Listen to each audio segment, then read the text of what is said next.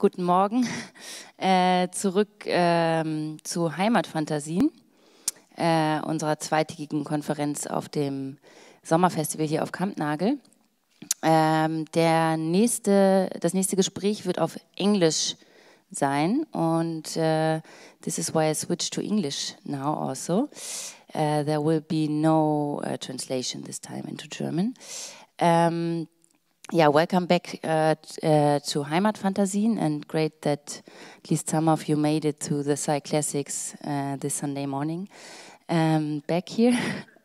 Yeah, we will now have the talk by Hyunjin Kim and Nyen on nation building in Southeast Asia.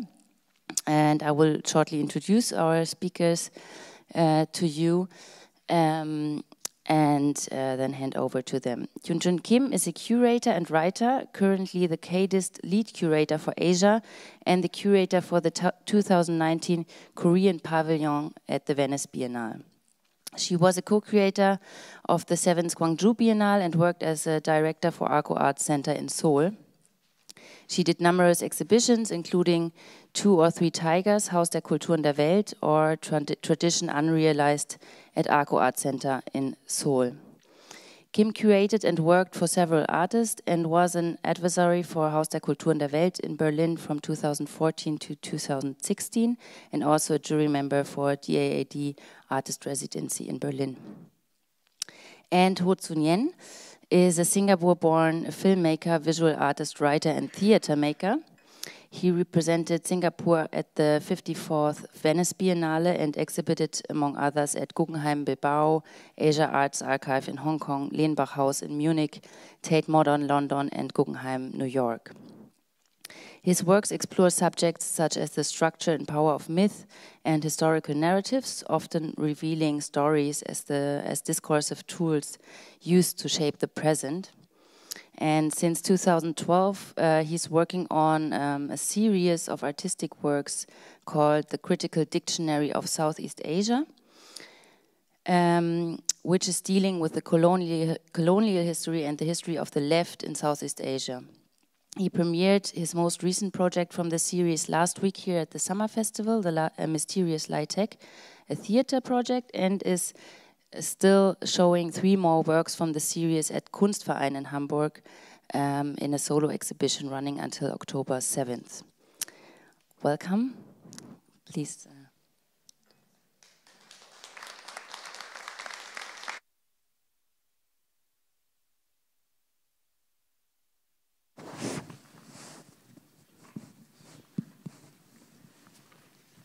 Hello, good morning. Good morning.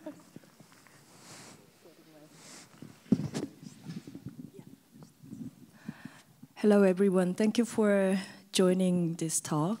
I'm very honored to have a conversation today with Hyunjin, one of dear list artists. We've been working for 2 or 3 Tigers, and he has been shown wonderful installations with 2 video screens at the Hakave last year. It was titled 2 or 3 Tiger, 1 or several Tiger, but was the main work inspired to our exhibition, 2 or 3 Tiger actually. And we could actually talk about later why there was sort of strong impact to our exhibitions. And but for now, I think we could start with your sort of central work recently, long time developed critical dictionary South of Asia, because it's, I think the Tiger is also part of this one of 26 alphabet, the dictionary, yeah. Right? Okay, so I'm going to start with just a brief introduction to this project, the Critical Dictionary of Southeast Asia. So to do that, I will attempt a very short, concise summary of this very confusing region, just for the context of understanding the project. So the best way to start is a map, so we all know where Southeast Asia is. So I come from Singapore. which is kind of the smallest thing on the map. If you see it at the bottom of the Malaysian peninsula, there is a small spot that we can't actually see on the map. So that is Singapore. Just to give a little bit of explanation, sometimes I use the term Malaya. Malaya is not Malaysia. Malaya is a term that we used in the past when we referred to Malaysia together with Singapore, because historically and culturally, Singapore has always been part of Malaysia. But in 1965, after colonization, in the fight for independence, Singapore was kicked out of Malaysia, so we became independent. So it was kicked out of Malaya. So Malaya, the rest of Malaya became Malaysia and Singapore. So, just to clarify these terms. But I find that I often like to refer to, the histories that I deal with as Malayan rather than Singaporean. And sometimes I do this unconsciously, but I think for me it is also an attempt to get out of this way of thinking history that is bordered by, the nation, the line of the nation. So, Malayan will come up very often. So just a very quick explanation of the map. In some sense, Singapore was founded. If you ask most Singaporeans when Singapore is founded, the answer is probably 1819, which is the year the British East India came to Singapore. And it always struck me as very strange that Singaporeans regard the moment of colonization as the founding of the country, But that is the way official histories have been written in Singapore. And I think it benefits the existing power structures to continue this discourse, which is a way of avoiding the tricky topics of like indigenous land rights, like, who does Singapore actually belong to? But Singapore was founded by the British for trade, and its position at the tip of this peninsula is very strategic because trade between India and China by sea needs to pass through these channels. So I think if we look at that, if we zoom out of that, we also start to understand that the history of Southeast Asia in many ways grew out of these two large civilizations of like India and China, So yeah, that was the brief introduction to Southeast Asia. But the beginning of my project, the Critical Dictionary of Southeast Asia, was a question, which is a kind of a very basic question, which is to think about what is actually the unity of Southeast Asia, what makes it a region, because Southeast Asia has never been unified by a single language, religion, or a political structure. So what makes it a region? I guess we could think about Europe in the same, you could have the same questions about Europe as a region. And maybe some people might propose that Christianity laid a basic kind of foundation for the imagination, but that is also, I guess, could be discussed further. So the term Southeast Asia, I think it first appeared in 1942. It came out in a scholarly paper by an English anthropologist working on Burma. So the term Southeast Asia first appeared at that point. But I think it really became much more popular in 1944 with the formation of the Southeast Asian Command, which was the Allied forces. It was a military unit to think about how to liberate Southeast Asia from Japanese occupation. So that is when the term Southeast Asia really solidified. And post 45, it became a term that circulated in the American Academy. So the whole academic discipline of Southeast Asian studies, kind of grew out of this war So in Southeast Asian studies, very important scholars came from Cornell University. So sometimes you hear stories about how Cornell got a lot of funding during the 60s for Southeast Asian studies because of the Vietnam War. So there was a need to understand the region, because of war.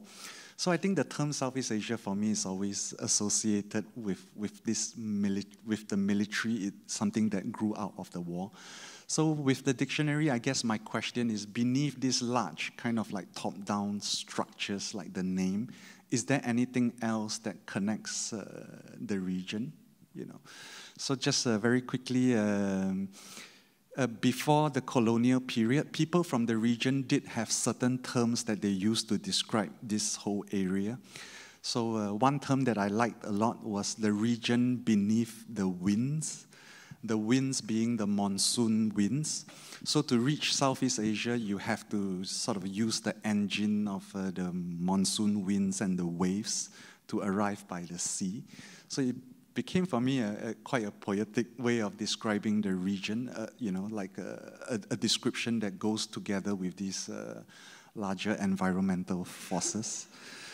So just very quickly, again, this is kind of the starting point for the project, the Critical Dictionary of Southeast Asia.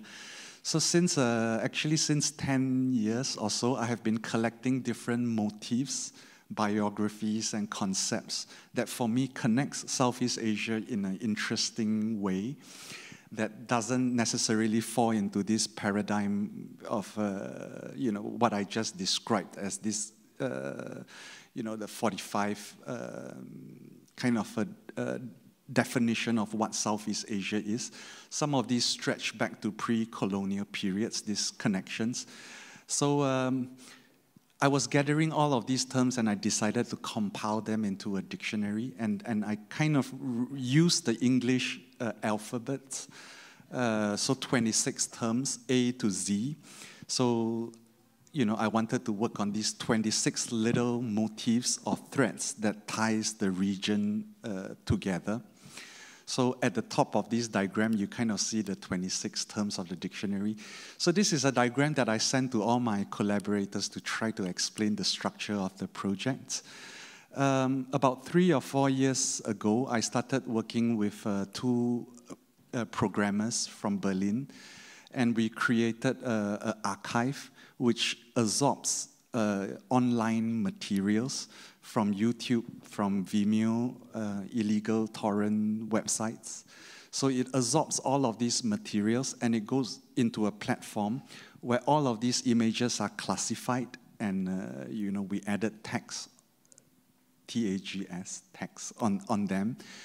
And all of these materials are then fed into a system which we call the algorithmic editing machine. So these algorithms edit this footage kind of in real time, and we created a website, CDOSEA, which is a short for Critical Dictionary of Southeast Asia.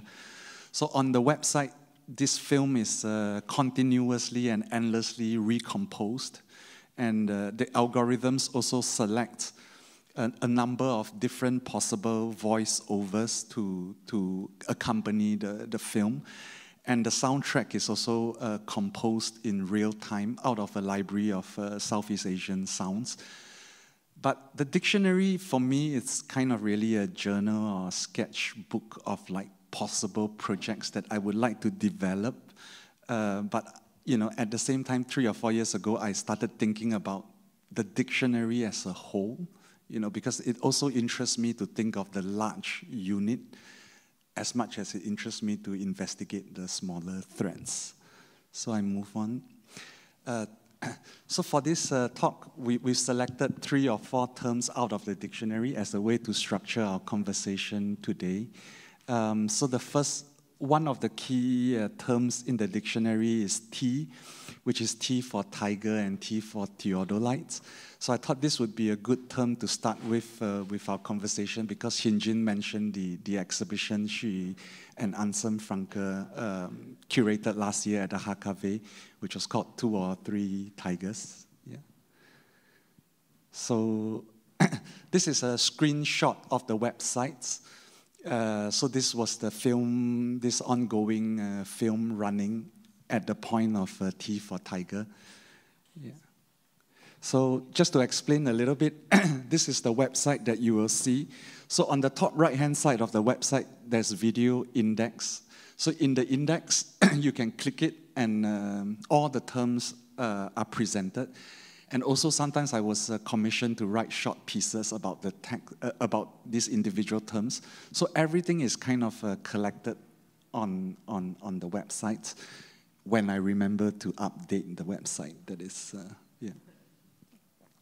So maybe now I move into a central image. I think that was very important for the work that I produced at Hyunjin's exhibition, which is called One or Several Tigers. So the entire work comes, in some sense, comes out of this image.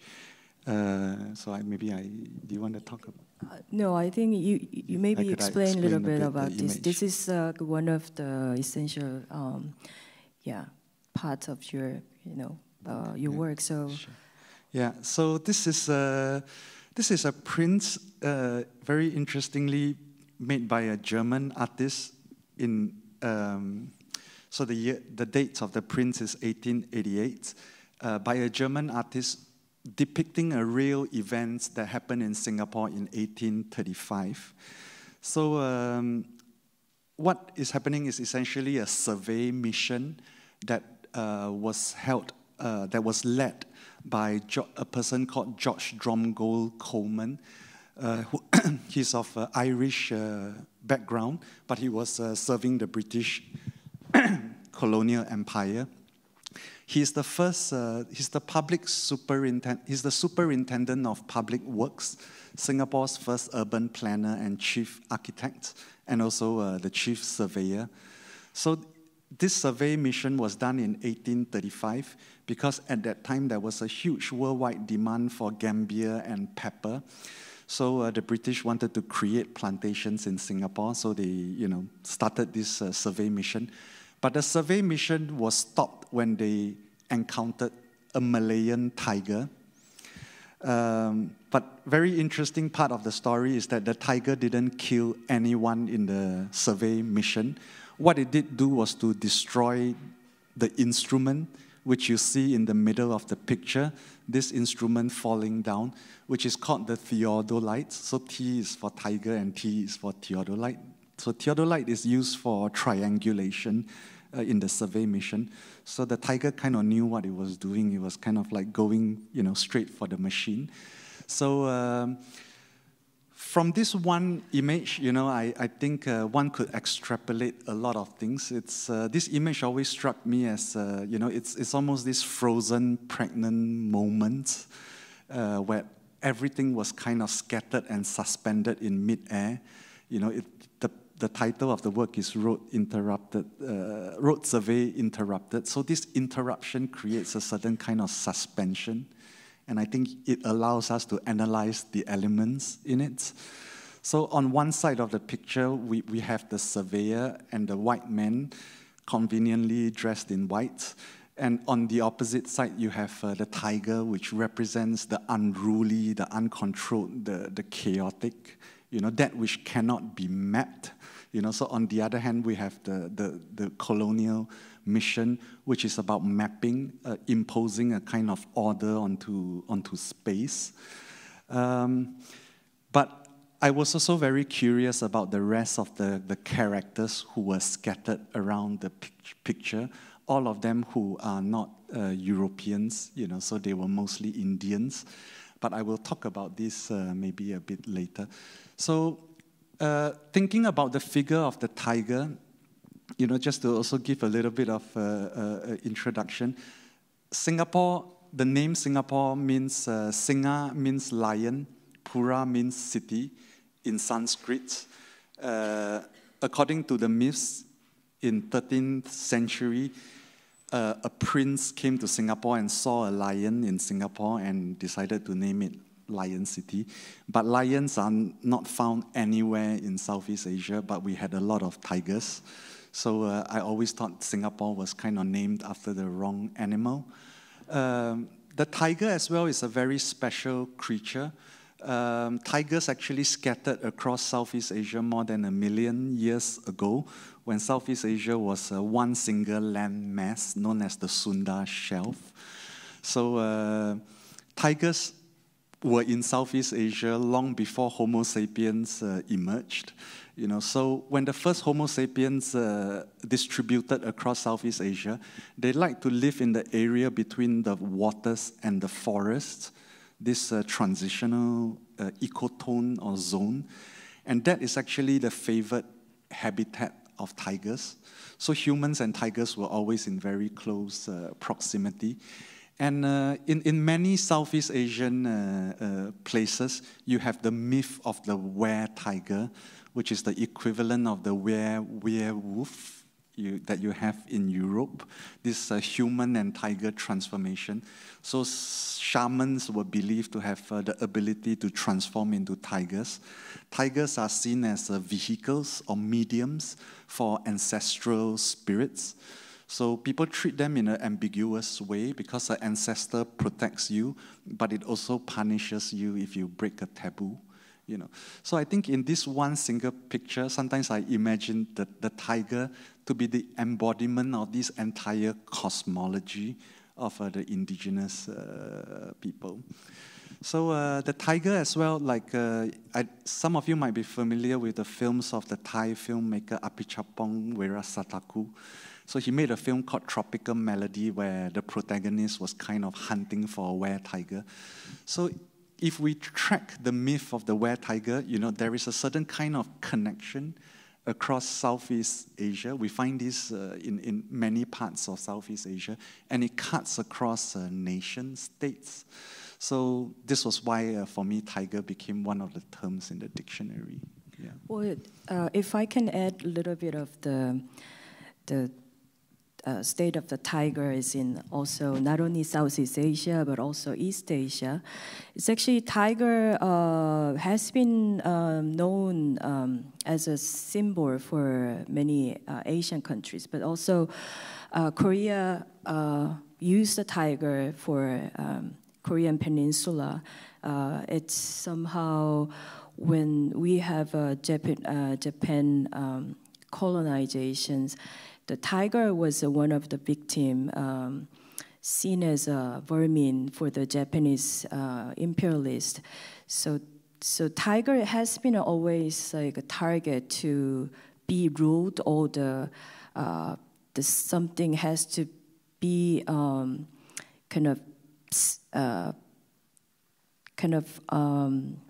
target. But in a way, it's a long time actually.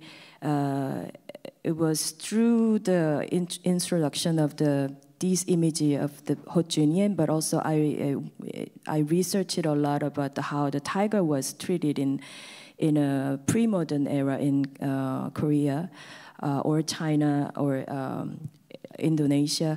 The tiger was actually living between village and mountain. So the sort of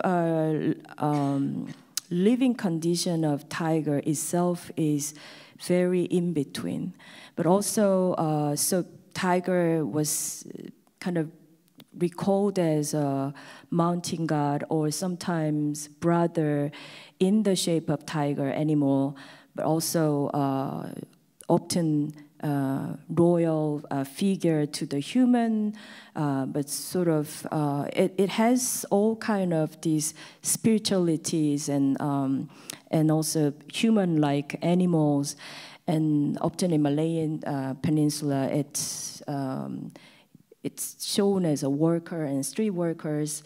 So what we actually found interesting through the tiger, it's sort of the lineality within. We found it within the tiger itself. So the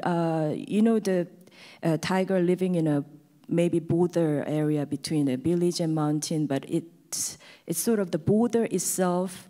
The tiger becomes sort of the state of the border, but border itself as seen as a lineality, not as a kind of a clear cut, either this side or that side. So we think like a border making, kind of making a sort of division or segregation each other, but the border itself as a full of confusions, like mixtures, and also that's how it's linealities and sort of the zone of mediation, right? So that was actually kind of interesting moment. We actually kind of unpack a lot of interesting idea to explore the region, but also the kind of rethinking how this regionality as not as through this kind of nation state composition, but rather the sort of kind of diversity within already existing itself. Right? Yeah, I think what Hyunjin just mentioned, that the tiger as this kind of figure of the liminal, I think it connects many ways, for example, to the figure of the shaman. The shaman is a liminal figure between the secular and the sacred world, So the tiger becomes kind of associated with that. And in the Malay world, the tiger is never referred to by its proper name because it's kind of bad luck. But the terms that are used to describe the tiger are all kinship terms, so very similar. They're often uncles or grandfather or granduncles. So people use all of these kinship terms to describe them.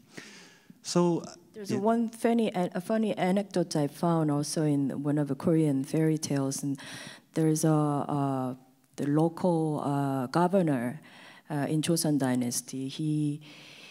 There was a hunter. He got the tiger, but then he first time he got punished because the tiger is seen as a mountain god. So you got a mountain god, so you got punished first, but you got a gift at the same time because you killed a sort of threatening animal to the village. So there's always ambivalences in the relation to the tiger. So that actually we always neglected after the modernizations, but as a tiger itself was actually, it's full of these combinations, and also the state it's really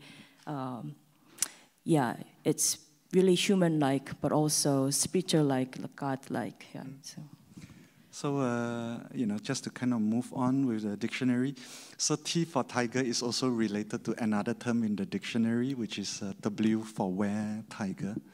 So this is another screen shot from the ongoing film of the dictionary. Yeah, and I just wanted to quote this. This was written in the 14th century by a man called Ma Huan, who was the interpreter of the great Chinese navigator called Cheng Ho or Zheng He. He's kind of the greatest navigator of Chinese history. And he came to Malacca, which is in Malaysia. And this was in the official records.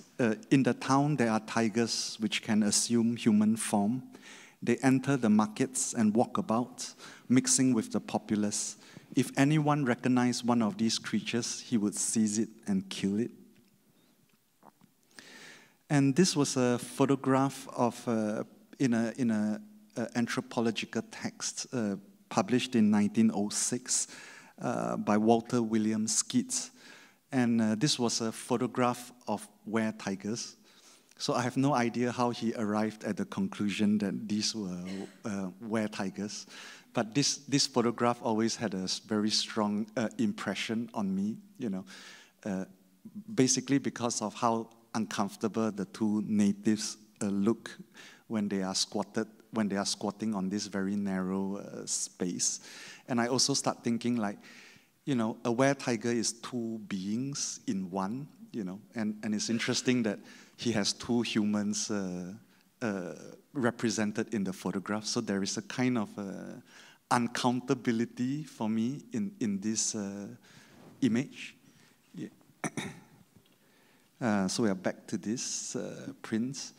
So with my project on the tigers, I started to basically track kind of the history of the region through the eyes of this human-tiger hybrid. But tigers became eliminated in Singapore at the turn of, in the early 20th century, actually shortly after these events, because the British wanted to create all these plantations, but the more plantations you created, the more tigers thrive, because tigers like to live in these kind of border zones. So there was a time when so many workers, like I think the statistics was that 300 workers a year were killed by tigers, you know, those who were clearing the forest. So the British and the businesses basically started a war against the tigers. So in Singapore, tigers became completely eliminated. So the way they waged the war was to create a bounty system so tigers could be exchanged for cash. And that's the surest way to wipe out the species, I guess. So, but in my histories, I kind of track the afterlife of the tigers. And I just wanted to move to this picture, which is the Japanese 25th Army in Singapore. So Singapore was occupied by the Japanese during the Second World War. And for me, there is a certain kind of connection to tigers here, because the British were very severely defeated by the Japanese. Winston Churchill called this the greatest military defeat ever suffered by the British. And the Japanese were able to defeat the British because they could move very swiftly through the forest. They were amphibious. They were known to be cunning and cruel and savage, which for me are all the qualities the British projected onto tigers before that. But this metaphorical link becomes concrete with this man who was the leader of the Japanese 25th Army, General Tomoyuki Yamashita. He was widely known as the Tiger of Malaya, you know. So I think tigers, after their physical extinction in Singapore, tigers returned as metaphors, you know. So my project became a tracking of these metaphors of tigers, which usually referred to groups of humans who are also at the borders of civilization. You know, they are in this kind of uncomfortable border line zone. The next time tigers were very widely employed in Singapore and Malaysia was to describe the Malayan Communist Party, who started a kind of an insurgency against the returning British after the Second World War. So, you know, these guerrillas, they were also kind of in the half-light. They lived in this kind of half-light of civilization. They were in disguise. They were kind of at the fringe of the law and the civil society.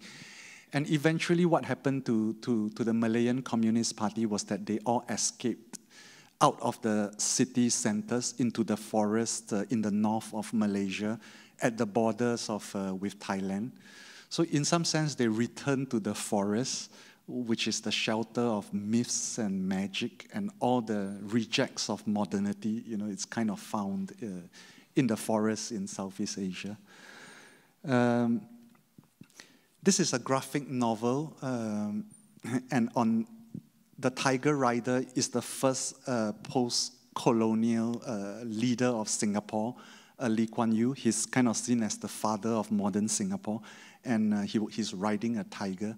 So this book is about his early collaboration with the left. So in a very typical narrative, in the early anti-colonial struggles, he worked with the left, but after he gained power, the left was thrown into prison. So he was once asked, how was it like working with the communists? And he said, I was riding a tiger and I knew it, you know. So this whole iconography of riding tigers, actually in South Asian religions, it's often the iconography of gods, like gods ride tigers, you know.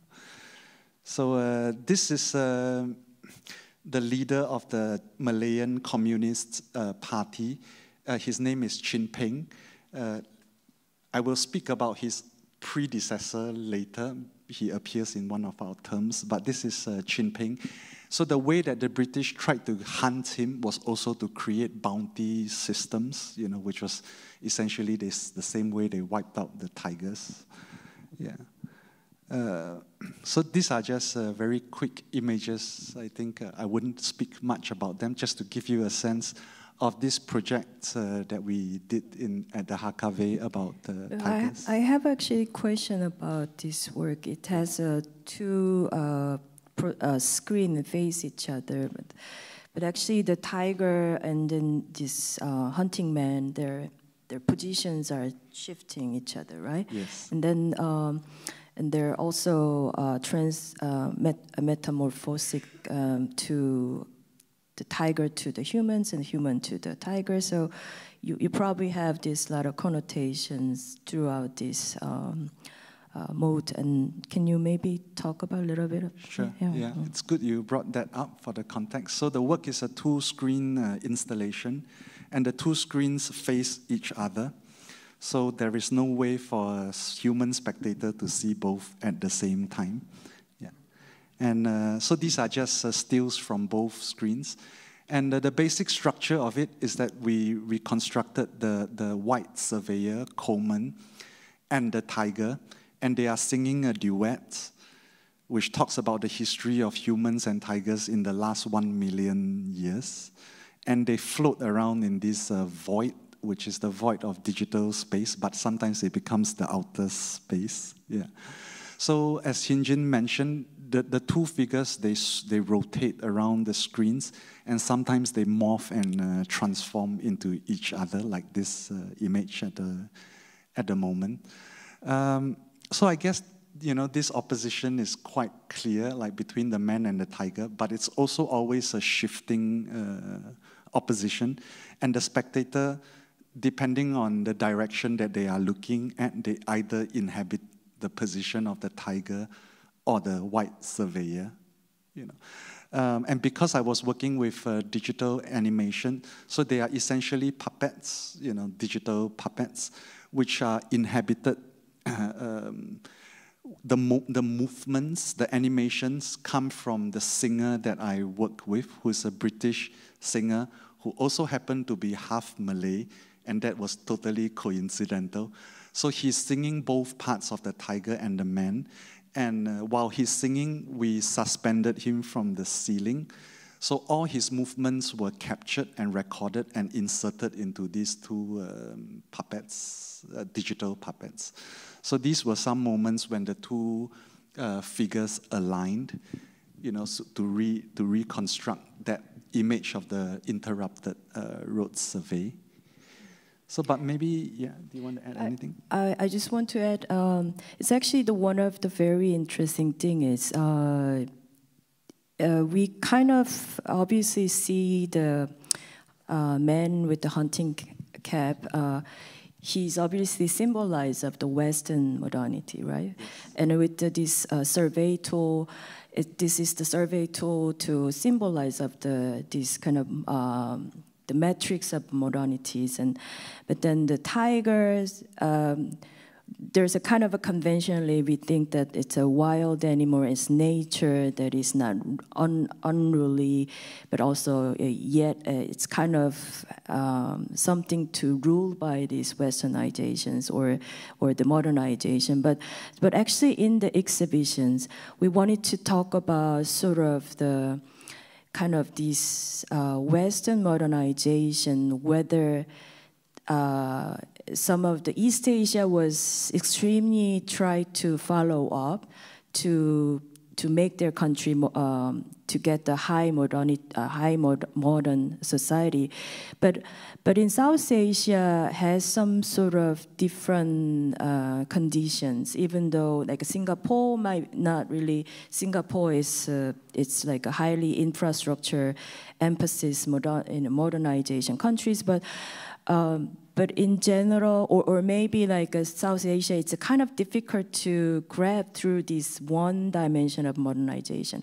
And then somehow this interruption of the tiger, and then the tiger as a sort of the kind of medium that it's not, that has sort of linealities and that interrupt and that move to the position to these Western men, that somehow intrigues me to think that tiger become a medium to disturb of the sort of the idea of the modernity we already fully influenced by, right? So I think that was the kind of important point that we in our exhibition, the Ansem and me, was actually want to explore more. So sort of reflection of this last kind of West canon, it was fully influenced the Asian region, but in a way that doesn't really, this sort of the kind of diversity that kind of not really the same, or it's this kind of heterogeneous modernities we could actually rethink about. So. Yeah, so... Yeah, I think a few days ago when I had a conversation with Bettina at the Kunstverein, one of the questions was like, she asked, why would Europe be interested in kind of, let's say, a moment of Southeast Asian history? But the Southeast Asian history is not internal to Southeast Asian history. It is plugged into a larger network of market and colonization. So I think it's important to think these kinds of connections. And as you mentioned, I think the interesting thing, with regards to modernity, is all of these obstacles and interruptions that it faces when the ideology of modernity gets out of Europe, and it encounters all of these different people. So I think through these interruptions, of course, we challenge the universality of modernity and its ideologies. So I think all of these interruptions tell us something about the ideology itself or its limits. So kind of going back to this picture, maybe now I wrap it up with talking about the rest of the figures who are. It's easy sometimes when we look at this picture to be absorbed by the binary, which is between the animal and the white man, between the surveyor and the tiger. Sometimes we ignore the rest of the figures. So I became actually very interested in who the rest of these figures were. So these were actually all Indian, South Indian prisoners.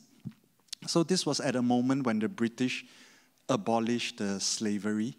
And to replace the labor from slavery, they used prison labor, which actually worked out much better for the British because it was much cheaper to use prison labors than to go to Africa and to raid for slaves. So these Indian workers. So just to also point out, George Dromgold Coleman, the surveyor, he was also the superintendent of prison. And in the early colonial history of Singapore, whoever runs the public works also runs the prison because it is the prisoners who build all the public works. And for me, this, so this creates a certain kind of new migration of the migration of Indians, for example, into Singapore. So some of these convicts, if they were well behaved, they were let out of the prison. And the prison system in Singapore was supposedly an experimental one. So they attempted to create a prison where there are no warders. So each prisoner has to survey other prisoners, and whoever reports on his fellow prisoners will kind of get good, grades or marks, and he gets promoted. So this was a very pragmatic British kind of way of doing business. So the factory, the prison essentially became a factory. And so maybe, so So some of these images we have seen, these are actually the process of making the work, which also appears in the final work itself. So these are contemporary South Indian workers in Singapore. So Singapore today, our construction is still done by migrant workers. They are not prisoners, but at the same time, they have severely restricted rights, like their passports are kept from them. When they go in and out of their dormitories, you know, they have to be scanned, for example. So I worked with a group of migrant workers, and what we are seeing here is a 3D scanning machine. So it's 180 cameras snapping a photograph at the same time, which is for me the most violent mode of capture. So this 180 photographs form these 3D figures. So these are like 3D scans.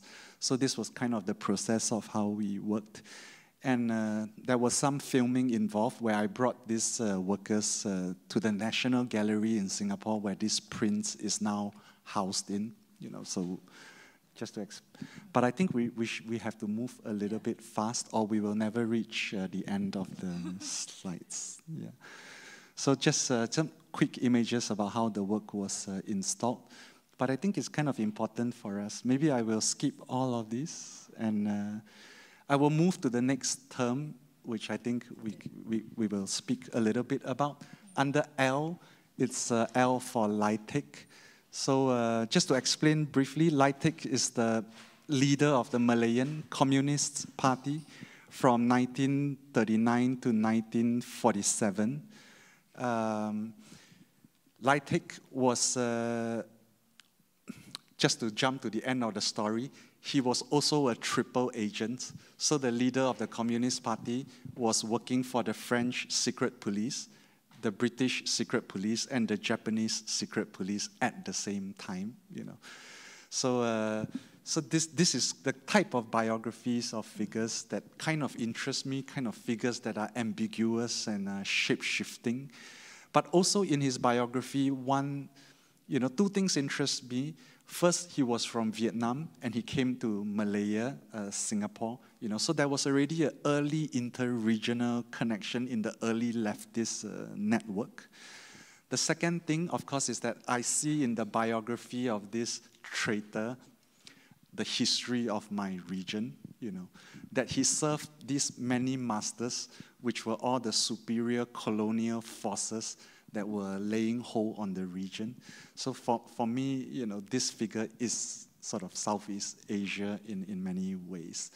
So so I made a series of different projects on Lightik. This is again a screenshot from the dictionary. This is, by the way, the real Lightik. This is one of the two photographs that exist of him. Till today, we don't know what his real name is. So the first work I did on him, which is now at the Kunstverein, is called The Nameless. So he has 30 over names, but we don't know what the real name is. Yeah, so I will move from that. Just to explain a little bit quickly the work at the Kunstverein, The Nameless.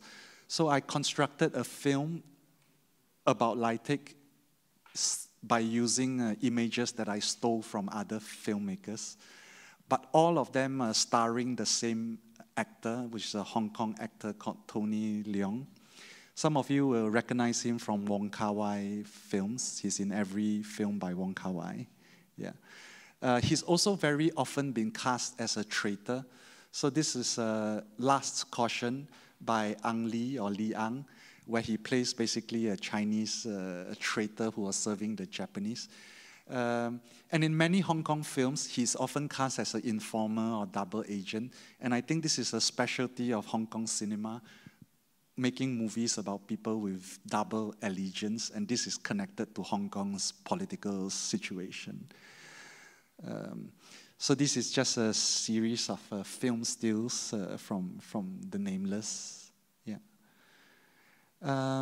So I'm also kind of like, you know, really just interested in this figure and the whole question of like, what is treason? You know, Earlier we mentioned about borders and the tiger as a figure that crosses the borders and is ambivalent and ambiguous. And the tiger is also the tiger is also the were-tiger, so this kind of metamorphic propensities or abilities. So I guess my interest in this triple agent follows in that vein. But of course, thinking about traitors, today when we think about traitors against the states, very often it's a crime punishable by death. It's a black and white line, as clear as it could be.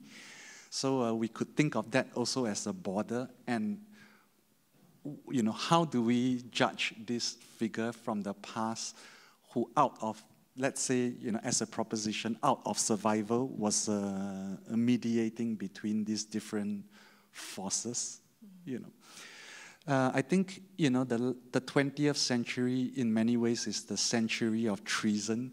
There were never so many traitors as the 20th century. And that is also because the 20th century was the century of the nation state. Never were so many lines drawn, to separate people from people. And the more lines you draw, the more traitors you produce, So these are just like shots of the installation, but maybe we should move to this other figure. I thought that might be interesting to bring another similar examples of the. Her name is. It's actually Chinese name is Li Xiangnan, and originally Japanese, Yamaguchi Yoshiko. She was born in Manchuria in 1920s, and the Manchuria was actually become a puppet government by the Japan Manchukuo. She became super famous actress in the Manchuria film productions scene, and she was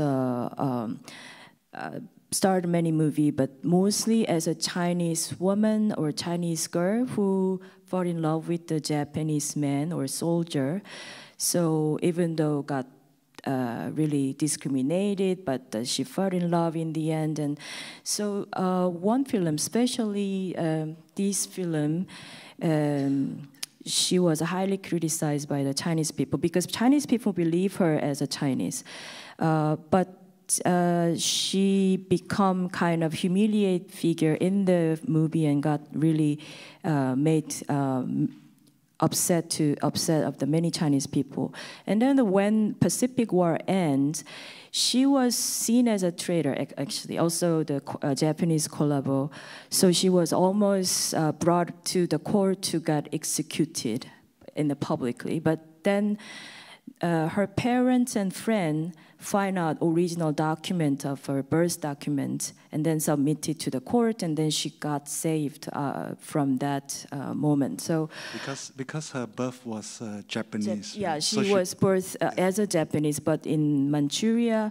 So she never been grown up in Japan, but then so she ended up she sent to the Japan. So she ended up Japan.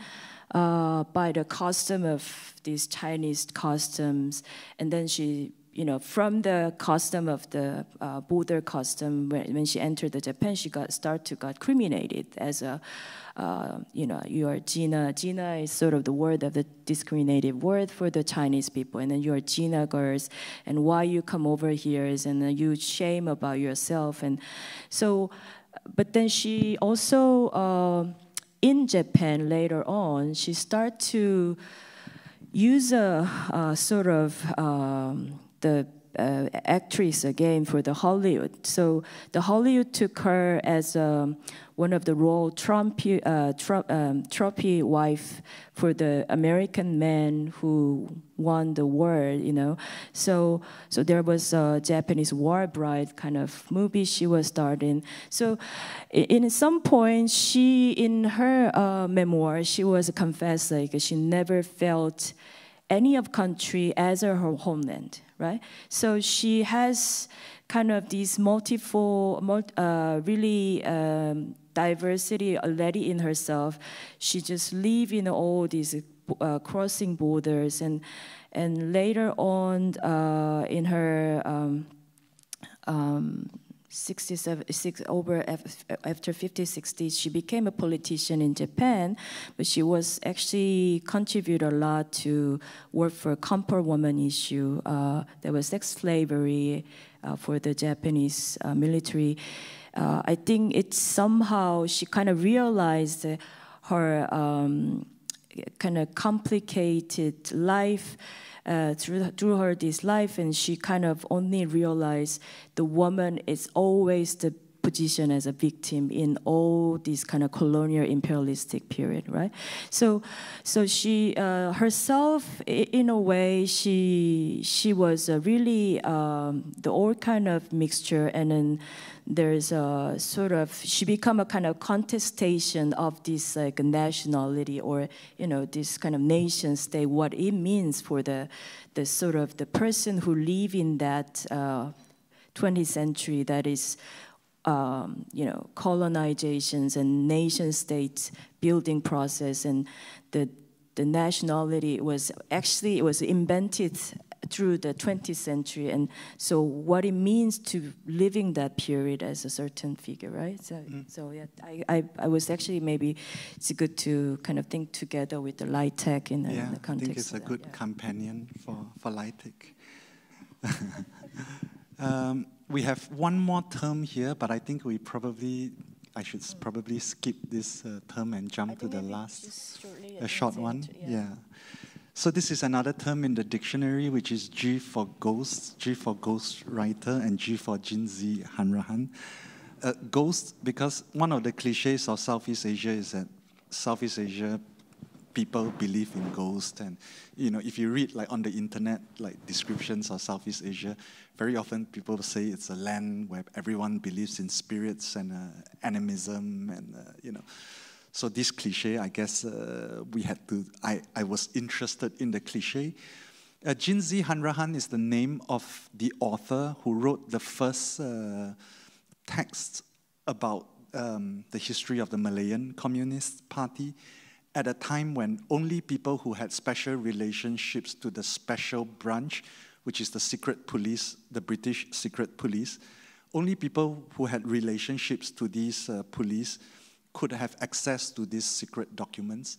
So this book that he wrote, let me see if I have, which is this, was very important for all subsequent scholarship because of the information, the restricted information it contained. But if we look at the types of books that Jinzi Hanrahan authored throughout his career, he wrote many books on guerrilla warfare tactics from both the Chinese, the Japanese, but also South American. He produced a 10-series volume on the Mexican Revolution, made up also of restricted documents. So if you kind of look at his career, he could speak like 4 or 5 different languages. So it's quite an amazing man, who also had a very literary streak. So he also compiled a book on Ernest Hemingway, as well as an anthology of 50 great Oriental tales. And I read the introductions to the sections, and they were actually quite well written as well. And compilations of stories written by American Marines. So this was an exhibition that I had in Berlin, where I showed like the collection of all his books. And they do not, if I'm to sum up the story, they don't, for me, add up to a single person. So hence a G for ghost writer as well. And I also made a film about him, using images of American films featuring writers. So it gets into the same cliche of the author when he's presented in cinema. He's always at the typewriter, crushing paper, getting into writer's block, So the whole film is this collection of American films about authors with a voiceover made up of texts from Jinzi Hanrahan's supposed writings. So for the few historians who are interested in this period of history, we never thought that he is real. we always assume that the name Jinzi Hanrahan is a front for a CIA organization. But last year, I got into contact with a researcher who apparently found the real Jinzi Hanrahan. So we kind of tracked down his biography. But at the same time, the mystery deepens because this person could not have written in all these different languages. So even when we found the real Jinzi Hanrahan, the question of authorship is still open, so maybe I will, these are just kind of like film stills from, that's probably my favorite from David Cronenberg's Naked Lunch, but anyway, so now I think we will move to the end, the last term that we wanted both to talk about. I didn't produce any specific works out of this term, but we thought this might be an interesting small contribution from Asia to the question of the Heimat. I wanted to talk about A for altitudes and A for anarchism. So briefly, just to explain the concept, this is drawn from a book which was very important for Hyunjin and me, and also Ansem, when we were thinking about these questions. The title of the book is The Art of Not Being Governed. It's written by an anthropologist, actually he's an agricultural historian as well, James C. Scott at Yale. And it describes this zone in Southeast Asia. I think we also have a map. Do we? Yes, maps. So this is Zomia, this area known as Zomia, which kind of tails off from the end of the Himalayas. So it's all highland areas. It cuts across 7 different countries in South Asia, East Asia, and also Southeast Asia. And this mountainous zone is the size of the entire Europe, but it has never been conquered by any of the states that surround it, although throughout history, many of these nation states have wanted to occupy some parts of this land. So I think more than 100 different tribes live on this land, and these tribes are scattered all over this plateau area. And it's I think in James C. Scott's book, it was interesting, like you could, for example, a tribe like the Lisu tribe, a minor sort of tribe, they are spread across this entire Zomia area, but you could track these tribes by the altitudes. So certain tribes like to live only at a certain altitudes, even though they are very widely distributed across space. So this Zomia area is a natural resistance to state power, because state armies run out of breath, as C. Scott puts it very beautifully, in high altitudes. But this is also the warfare of the last century. Now we have drones and, maybe altitudes don't count. But so they resist state power from the outside. But what is interesting is that many of these tribes have sort of social structures that prevent the emergence of states from the inside. So just to give an extreme example, in some of these tribes, like if someone becomes too rich or flaunts his power, his neighbors would kill him, So they prevent the emergence of the state both from the inside and the outside. And this draws a lot from the French anthropologist Pierre Clastres, Society Against the State, the amazing book, which is that the basic argument is that these tribes do not lack a state, They were constructed in a way to prevent the state from ever emerging. So these were kind of interesting ideas for us. But I think what is really interesting for me, back to the dictionary, this is thinking about altitudes in relation to anarchism. So I also looked at low altitude, which is sea level. So in Southeast Asia, like in the Philippines and in Indonesia, it's made up of like thousands of islands. And these are often the domain of pirates. So pirates also lose state surveillance through the archipelagos. They could move very swiftly using the liquid paths of waters to escape the states. So I looked at both the high and the low. But I think, now just to talk about the high, I think the high altitude zomia becomes in itself a challenge to regional studies. Like, what region does this belong to, since it cuts across Southeast Asia and East Asia and South Asia, you know? Its very existence challenges, I think, our questions of like how we define a region. So all of the tribes that live on these Zomian highlands, they do not practice sedentary agriculture. They practice slash and burn agriculture.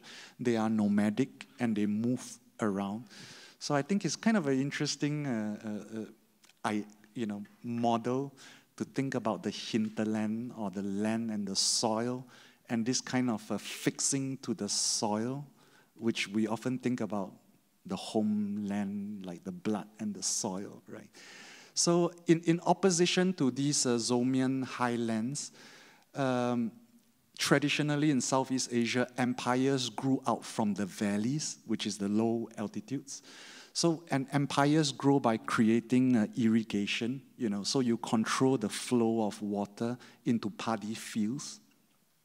And paddy fields is a way to plant rice in a fixed place, but it also plants the people in a fixed place. So the people become taxable and conscriptable by the army. And this is how state power grows in Southeast Asia, I guess, and many parts of the world as well. So, but the Zomia presents this kind of completely counter example. I mean, the one hand, what we can think about the anarchism through the Zomia is they are based on a Sweden agriculture, like putting the fire and make a field for the agriculture, and then they grow communally together, so, and then share the communally. So the community-based agriculture, it's also the ecologically community-based agriculture, but they don't like Shan communities, and there are many tribes that they are quite resistant to belong to any of the nation, like Burma. There's a Burma and Thailand or Laos. They can actually quite fugitive from this nation state. So they're kind of burning, but this kind of a Sweden agriculture is also found in the Joseon dynasty in Korea a lot. Some people got violent by the kingdoms or royal family. They run away and they go highland and then burn out put the fire of the mountain, and they made their small land and then live as remoted from the village. So these are like this fugitive, but sort of the dream to make their own communities out of all this kind of ruling power. That we could actually saw the possibility of anarchisms and that really disturb of the nation state. So this is like I think conceptually also very powerful potential we could think about, and it's still existing at the contemporary society, and then yeah. And I think like many of these tribes, if we look at their social practices, they are almost kind of technologies to resist the state. So some of these tribes, they have myths about, they possess no writing. So they have myths that their writing was stolen by, valley empires. Instead, they have only histories that are oral. And having oral histories enables them to change their myths of origin all the time. So their histories become completely flexible and adaptable, so they are not stuck to writing, it's not set in stone. So very often the way they played off a lot of these state powers and police, very often is that they sometimes pretend to be a member of another tribe, So they are always shifting, these, so I find these kind of techniques as well to be kind of interesting Weapons of the Weak, which is the name of another of James C. Scott's book. Should we open it for questions? Yeah, I think it's the time.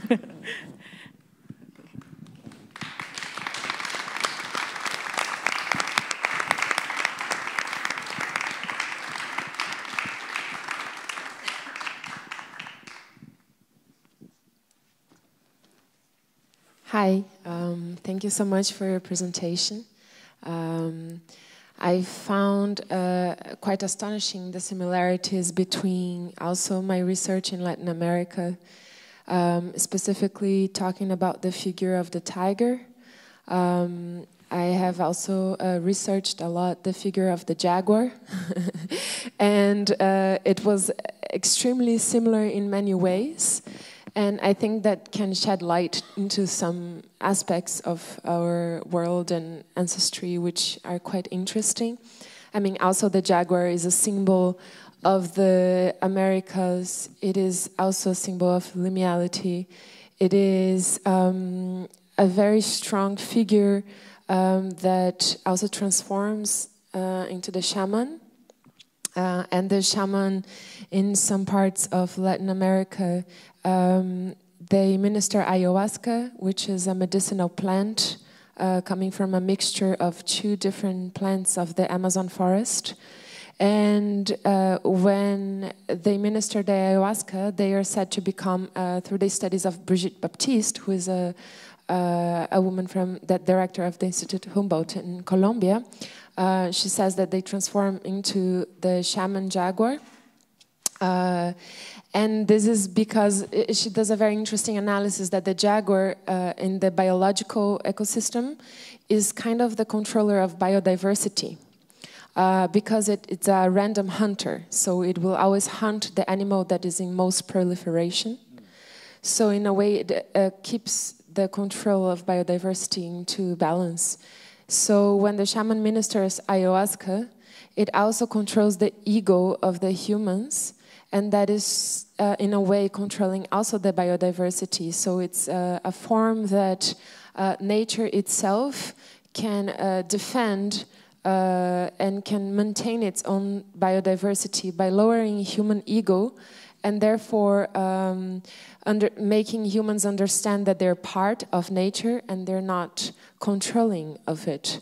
And I think that is a very interesting kind of parallel to your research and artistic projects, because throughout some of the things that you were talking about, like ghost and the figure of this man, and also like there's always like an element of nature which is kind of condensed into chaos and an unruling and the impossibility to rule or to map, right?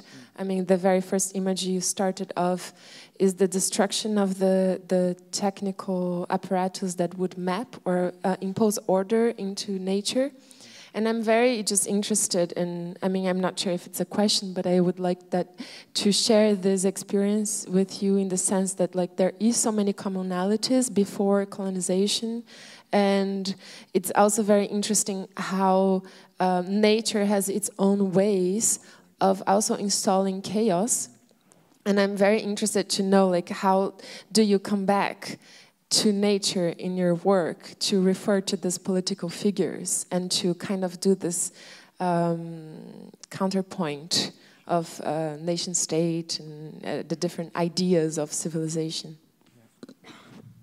Yeah, I think first about the structural kind of resemblance with the jaguar. So, you know, I must say it was very useful for me in my research to look at the figure of the jaguar and the kind of texts and ideas that have grew out of looking at that figure. But it's, yeah, one wonders what it means to have this kind of structural resemblance between cultures that have no contact, you know. So I don't think there is ever a contact with the Amerindian society and the Southeast Asian. But that, you know, for me is kind of a question still. I mean, to the question of the nature and culture, I think for me they are so imbricated, like so tied up together, that I am not sure if I, you know, ever think about nature on its own, or I have not kind of done work where I, you know, treated this as a question.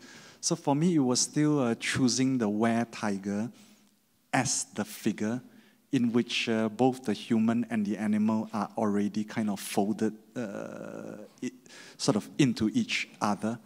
So I find this, I think when I was starting this project, I thought about it as a way to kind of relook the history of my region without being anthropocentric, But yet at the same time, it is impossible for me to escape the perspective of, like, let's say, the human perspective, So I would not be able to claim that I could come up with a narrative of history that is entirely free of the anthropocentric, So for me, a comfortable place became the anthropomorphic, which is this moment of transformation or fuzziness between the man and the animal.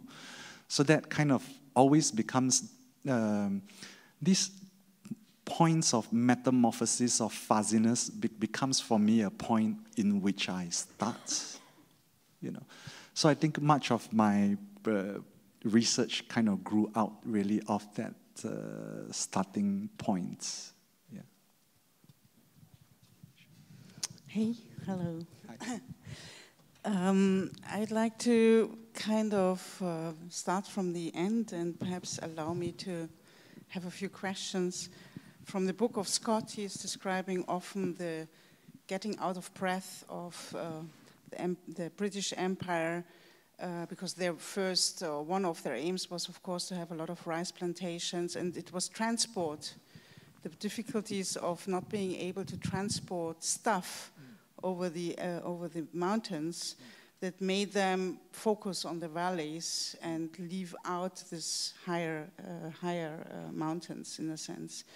Now, transport, I think, in relation to the British Empire is very important, because we know the colonialization was a kind of a thing that was more on the coasts. It was controlling transport ways, shipping. They were interested in occupying the harbors. They were constructing railways. And this comes close to something that maybe that I was working a lot of, which is like this kind of neo-colonial infrastructural attempt of control of transportation and exchange of goods, and with that, all the systems of connotation, taxing, exchange, financial systems, and so on. So now I think it is quite interesting to kind of challenge the notion of the nation state today here by looking on that narrative that is actually saying, okay, there is some sort of impossibility of continuing the fiction of the nation state that has been built within the European regime towards the global world, because actually we see that in the way of occupying the global world, we had changed already the regime of control, and that happened already in the 19th century with the Berlin Congresses, with the construction of the Shanghai Railway, the Baghdad Bahn, with the whole fight on to harbors and transport control before the First World War, and the kind of shift of regime control from pure observation, or pure control of a state, or because there was no state, as you say, their state was not yet there, so they actually understood they couldn't create a state, so what they could do is to control the infrastructure in that sense. So now this is something that is perhaps a question again to the organization of these 2 days that are focusing on identity, nation state, etc. pp. Because I think we will have to look at this area actually of empire politics that are related to colonialism, and that have been very strong also in Germany before the First World War, precisely by understanding that the colonial control is a different type of a control, is a control of controlling, how you say, the accessibility and availability of resources, of transportation, and so on, and so on, and so on. So, yeah, that's a little bit what I'd like to kind of add here.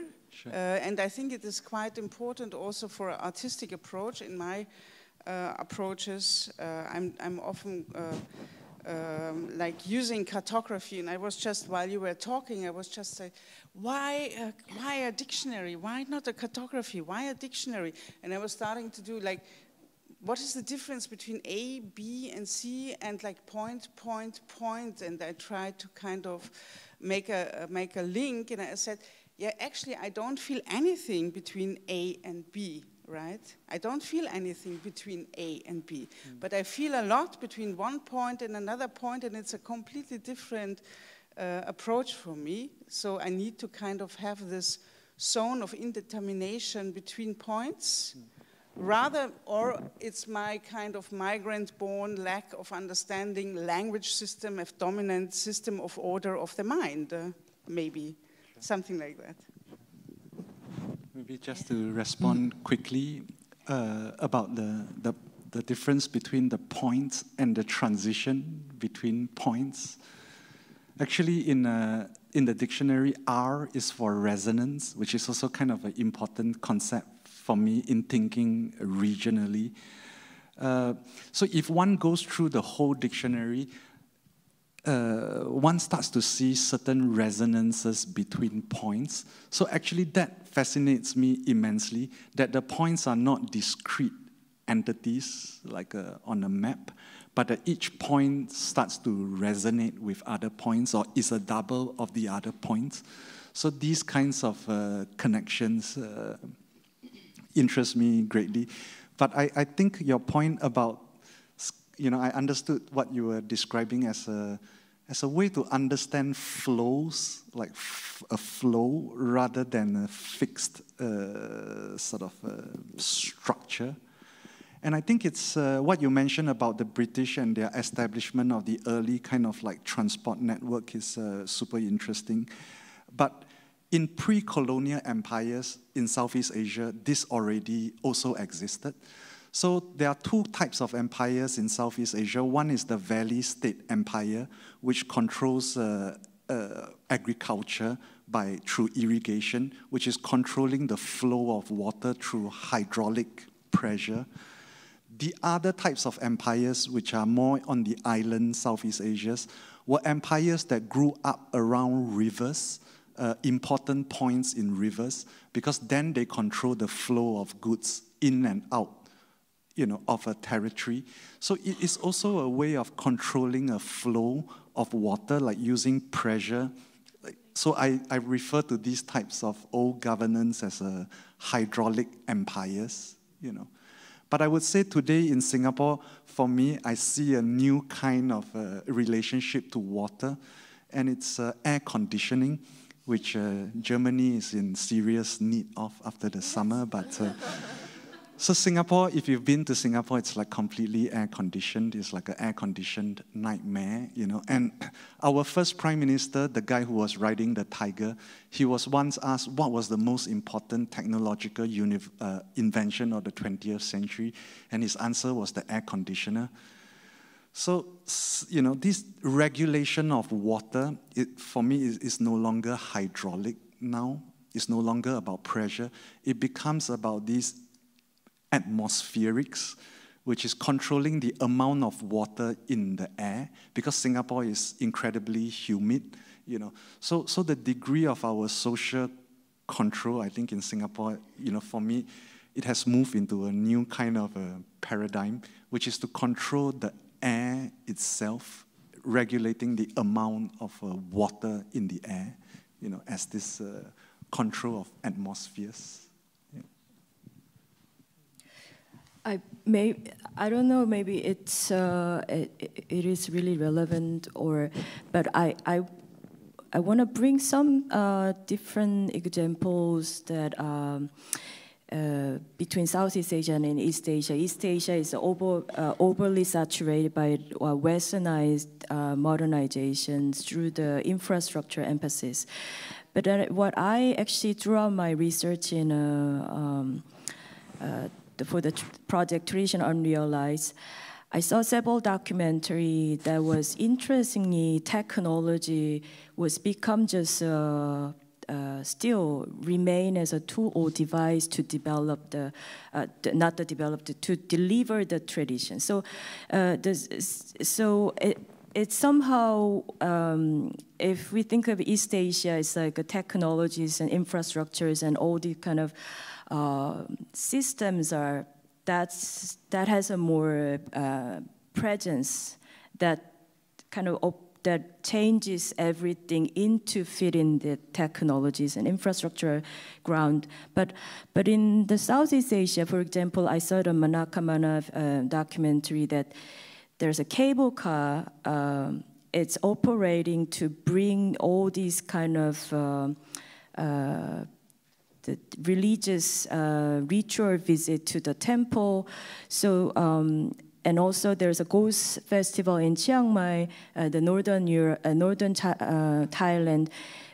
One man brings pseudo cameras just as a sort of his own celebrations as a part of the festival, and it become a device to enjoy the festival. Actually, so And there's a rice festival in the Thailand also, that there's a people having all kind of very eccentric enjoyment for themselves, like their drag kings, but there's a drone is flying all of this festival together with the fireworks.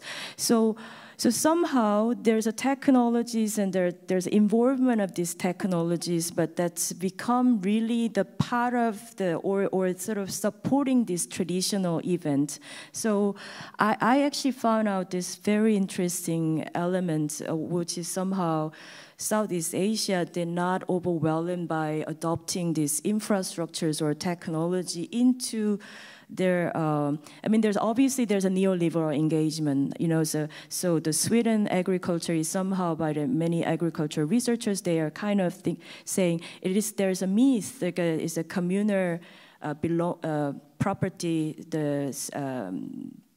and it's not an agriculture out of ashes run by communities. Somehow there's a lot of propertized by the sort of more powerful tribe member owns it. So there's an argument about that. So there's a neoliberal influence also to the Jomia area, but we still think that relatively, you know, if we think about how this Western modernization together with the infrastructure emphasis are immersed by whole of the world, and there's a kind of interesting unruly possibility still existing that I found is very important to think about. Hello. I was given the mic by Lena to take over and to pose my last question to go into the next panel. And I want, first of all, to thank you for this really enriching and very inspiring presentation that resonates a lot, I think, with what I was thinking we are trying to do, and resonates a lot also with the other points of the conference. And allow me to, before I put my question, to try to summarize for me where there's this points of resonance. So I think your initial question, what makes it a region, you know, is the intelligent question that actually you then evolve to. Is it the British India Company? So is it actually capitalist accumulation, primitive capitalist accumulation? The British India Company, by the way, which also played a huge role in Latin America, by the way. This is also communalities. Is it the infrastructure question between China and India, which actually made Singapore a nation as a strategic point because it had to be independent in order to maybe be controlled more easily, right? Is it, so it's about infrastructure, as Angela was saying. Is it military wars? Like, did it all like came out of wars of colonial powers and regional powers, right? And then you take on another attitude on it and say, what it is if it is the tiger? What if makes the region? And I think there is no, it is only that or that, but we could also think of it that what makes the region is the tiger, is this myth, or is this actually something that might be even more than a myth? Because it might be actually a corporal reality for people. If we talk about shamans, we talk about corporal abilities of brain and body structures that we don't know in the Western world, but we might also consider as being science or technology, or, you know. So this is also maybe a technology of tradition that might connect all this region together. And then all these things that you said, like this interruption and the science of the indigenous, right? This is what it can be, what could actually introduce us to an alternative modernity, to a complete other modernity that, you know, like we might have completely forgot to look at. And then the triple agent, I think both the examples, Light Tech and the actress, I think it's very interesting that the female has to be an actress, etc., etc. Is as if like they had to find themselves squattered, one of a sudden, you know, between all these different interests. And as you said, if you have borders, you might need also, you know, to take different sides or a lot of sides at the same time. So first, it's like they represent this region that is like one region, but was actually also divided, right? And then the Zomia, which is like also connects very much to, I think, Rojava, the Rojava example that we will find in the last panel, as you would connect also with the Latin American example that we will find in the last panel today, where you say the way they organize themselves is in itself preventing the nation state. This is, I think, the most interesting point that has to do more of geographical also. Yeah, if we talk about altitudes, then we see also that in some points that geographical played a role in constructing the nation state, but sometimes it played no role at all, and it was actually completely beyond what the geographical actually structures were suggesting, right? And I'm curious to see, you know, what there will be resonances with the Rojava example as a state-led democracy. My question is now, if all this narration that I kind of summarized in my way now of what you were suggesting, if there is people in the region that actually have also this narrative of how these nations came along, you know, because yesterday we were talking a lot about narratives. There is a narrative that, you know, we all Germans are from this homeland. There is a narrative of we might actually know, we might be a pluralist society. So the question is are these kind of narratives also spreading, or also in the indigenous communities maybe they're still lively? Are they present?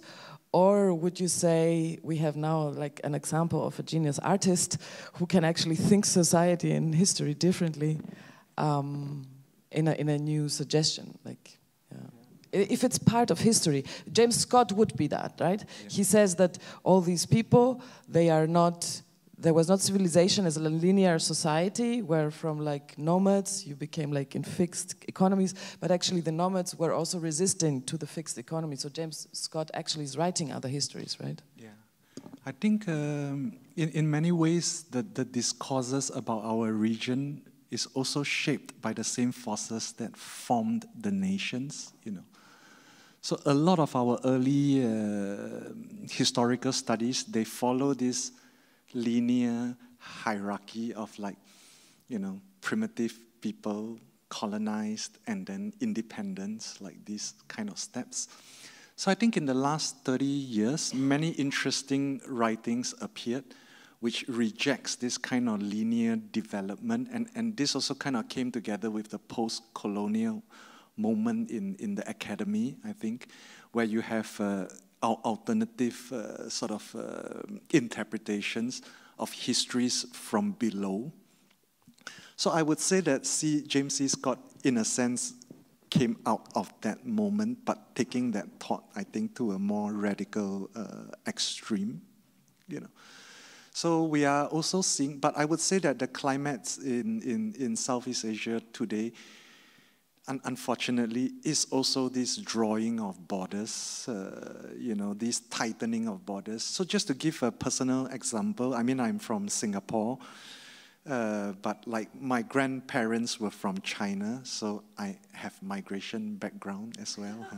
So, yeah, but it's strange to me that like many people of my generation now start to become kind of xenophobic, because our new waves of migration are Indian workers and mainland Chinese workers.